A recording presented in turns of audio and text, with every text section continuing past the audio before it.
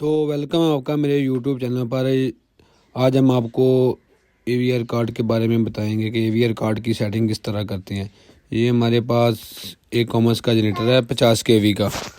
इस जनरेटर में जो मसला पेश आ रहा था वो मसला ये आ रहा था कि ये जो जनरेटर था ये हमें पूरे वोल्टेज नहीं दे रहा था। इसमें हमें वोल्टेज 200 तक ना मिल रहे थे। ये अभी हम आपको चेक करवाते हैं। ये देखें, जो हमारी वोल्टेज वाला मीटर है इसकी जो सुई है ये 200 तक है। 200 से ऊपर तक हमारे वोल्टेज नहीं जा रहे थे। अब हम इसके एवीआर कार्ड को चेक करेंगे, वहाँ से इसकी सेटिंग करेंगे। तो अगर हमारे वोल्टेज 200 से ऊपर जाते हैं तो फिर ठीक है, अगर नहीं गया तो फिर हम इसका एवीआर कार्ड चेंज करेंगे।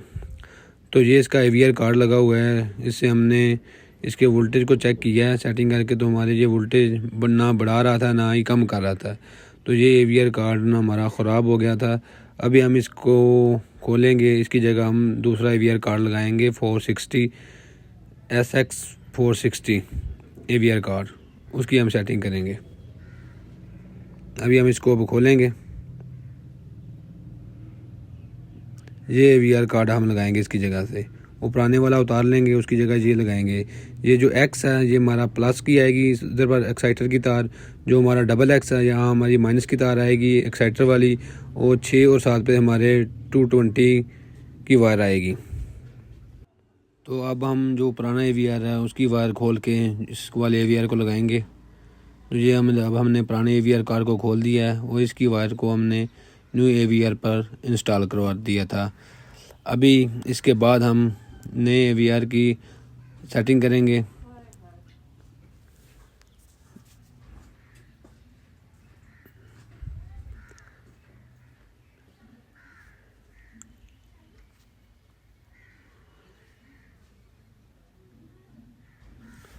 ये जो वेरिएबल हमारा ये वोल्टेज वाला वेरिएबल है, यहाँ से हमारे वोल्टेज अप डाउन होंगे। ये हमारा स्टेबिलिटी वाला है।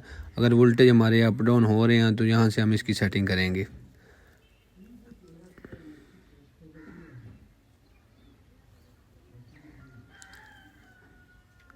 इस वाले वेरिएबल को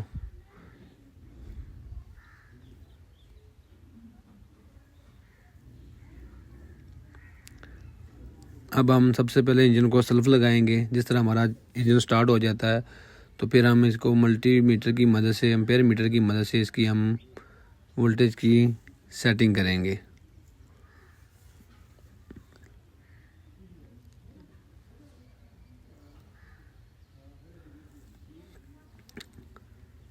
अब हम सेल्फ लगाया, ये हमारे अभी वोल्टेज जो दे रहा है ये हमें 350 वोल्टेज दे रहा है।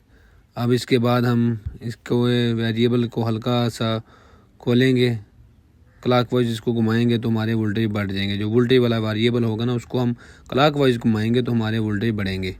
ये हमने मल्टीमीटर ले लिया है, इसकी मदद से हम इसकी वोल्टेज की सेटिंग करेंगे। इसके को हमने सबसे पहले एसी वोल्टेज पे रख लिया है। अभी हमने इसके एक तार को फेस पे लगा लिया, दूसरे को न्यूट्रल पे लगा लिया। तो इसके बाद हम जनरेटर को दोबारा सेल्फ लगाएंगे।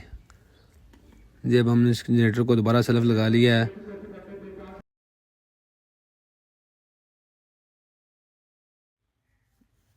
अभी हमने जनरेटर को सेल्फ लगा दिया है तो अभी हमारे ये सिंगल फेज पे 197 वोल्टेज शो कर रहा है।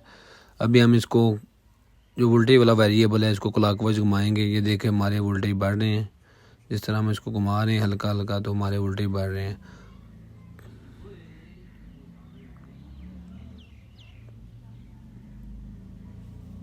इसको हम 230 वोल्टेज पे इसकी ना सेटिंग कर देंगे। ये अभी हमारे वोल्टेज की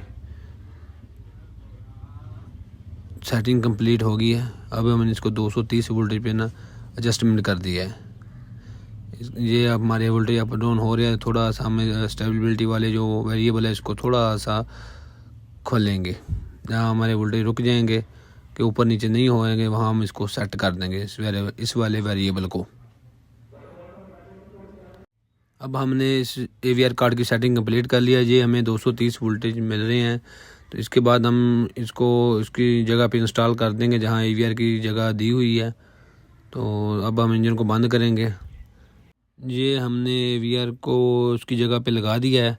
इसके बाद हम जनरेटर को दोबारा सलफ लगाएंगे और चेक करेंगे हमारे जो वोल्टेज हैं वो कहीं आगे पीछे तो नहीं हो रहे, ऊपर नीचे तो नहीं हो रहे, कम तो नहीं दे रहे।